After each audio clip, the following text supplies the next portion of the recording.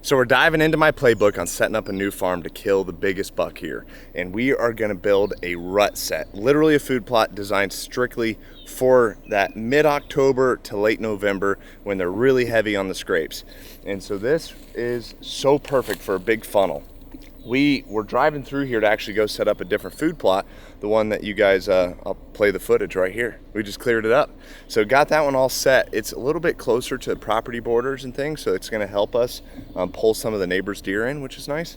But this spot here is kind of in the middle of the farm, and when we were driving through here, we saw tons of trails, tons of crisscrosses. I mean, the deer activity is insane here, and it's because we got a big swamp literally right across the river right here.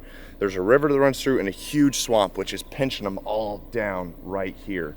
And when we got in here, there's tons of oaks, tons of acorn food, everything's already set here.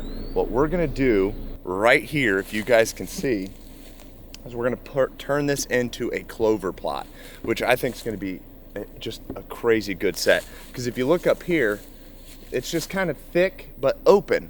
This is great for a buck to bring a doe and bed in. When he's got her all rutted up, she'll come running in here. He can bed up in here. He can see, but yet they're in cover. This is a great spot. And does like to get up in here and hide and run around.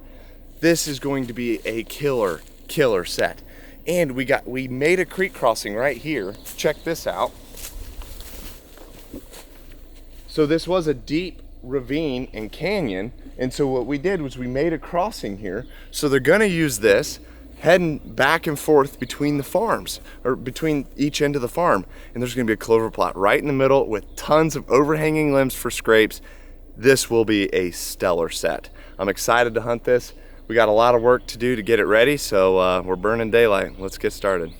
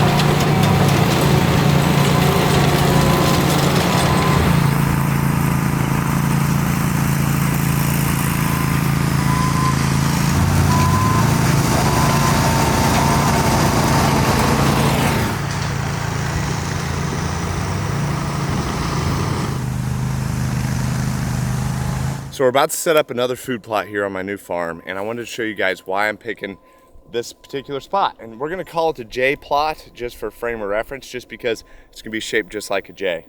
So we got a barrier right behind us here that kind of keep the deer moving, or keeping the deer this way. We got another swamp over here. You've heard me reference this a couple of times, but we have a swamp and we're building plots based around the swamp because the deer are not gonna wanna go through that.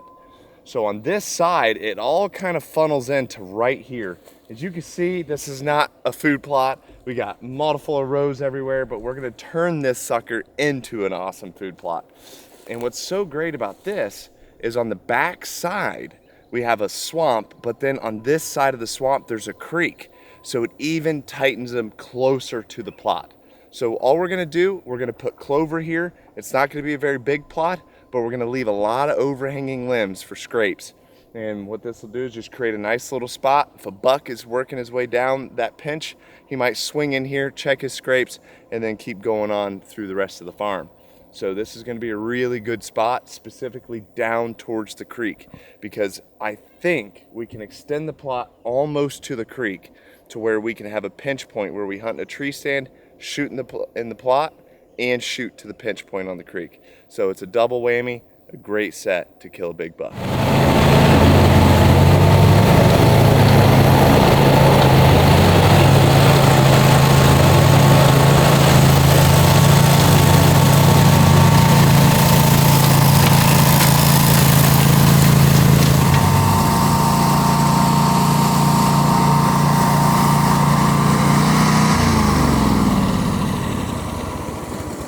I'm gonna give you guys a awesome tip of why we're putting this plot in like this. So check this out. We've got this big oak right here, a lot of leaves. Anytime you ever can get an acorn tree, you know, big oak like this, and put your set in there, that's gonna be a great spot, just because what's gonna happen is they're gonna hold their leaves for a long time. So you're gonna be good even later into the year. So here, I wanna show you guys why this tree is gonna be so valuable. So right here,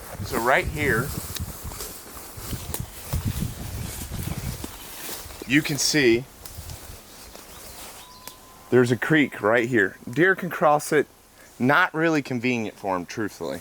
But, and we'll go here and then we'll just speed this up so you guys don't have to wait.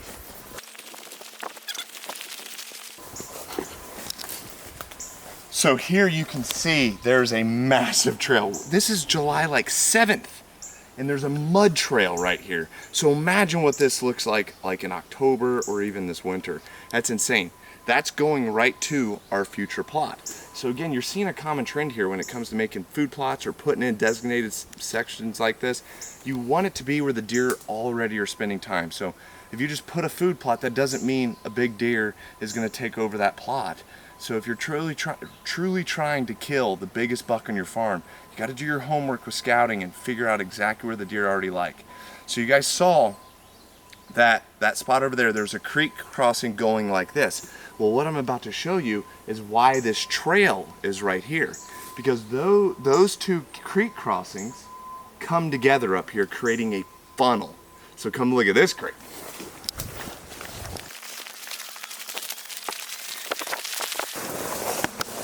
So there you go. So you can kind of see there's a massive creek right here. There's a massive creek coming down like this. And then they all kind of meet here, but they don't connect.